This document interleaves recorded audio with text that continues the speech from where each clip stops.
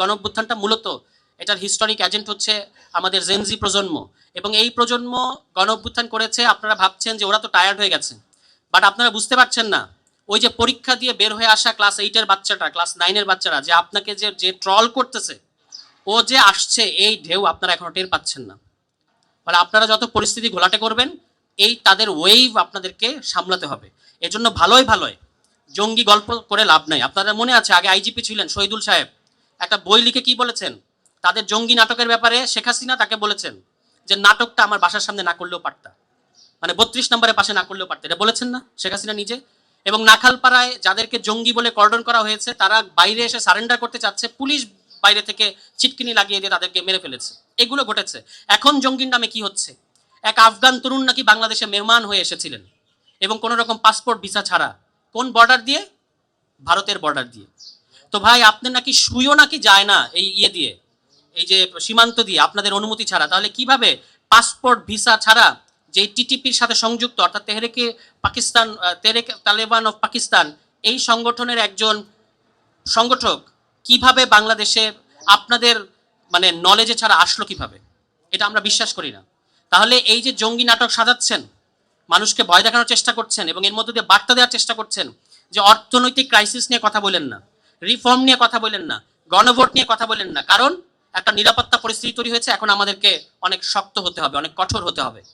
এই গল্প আমরা কিন্তু মানে এই প্রজন্ম কিন্তু, আর বিকজ আমাদের কাছে ইন্টারনেট আছে, আমরা জানি পৃথিবীতে কোথায় কি মানে ঘটছে, এবং এই জঙ্গি নাটকের পেছনে কি কি কারণ থাকতে পারে এটাও যে আমরা বুঝি না, ব্যাপারটা এরকম না। ফলে এই জঙ্গি নাটক না করে যদি সত্যি সত্যি কোনো নিরাপত্তা উদ্বেগ থাকে সেটাকে সামাল দেন, কিন্তু এর জন্য এতটুকু এক ছটাক গণতান্ত্রিক স্পেসকে আপনারা সংকুচিত করবেন, এটা আমরা হতে দেব না। গণতান্ত্রিক স্পেস যেরকম আছে সেরকম থাকবে, মত প্রকাশ যেরকম আছে সেরকম থাকবে। এই জঙ্গি নাটকের দোহাই দিয়ে বলবেন যে এখন আপনার অমুক অধিকারকে আপনার ছেড়ে দিতে হবে, এটা আমরা ছাড়বো না।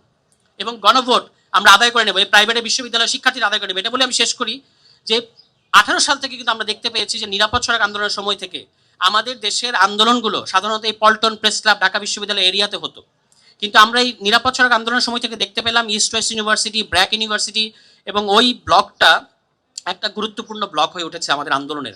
19 তারিখে সম্ভবত 18 তারিখে যখন তারা 18 তারিখে যখন তারা রাস্তায় নামলেন, আমি বাসায় ছিলাম, রাস্তায় নামার জন্য প্রস্তুতি নেব, একটু ভয় ছিল যে কি যেভাবে ব্রুটালি আওয়ামী লীগ দমন করছে। যখন আমি দেখলাম যে ব্র্যাকের সামনে শিক্ষার্থীরা পুলিশকে ধাওয়া দিয়েছে, আমি আর 1 সেকেন্ড অপেক্ষা করিনি, আমি রাস্তায় নেমেছি।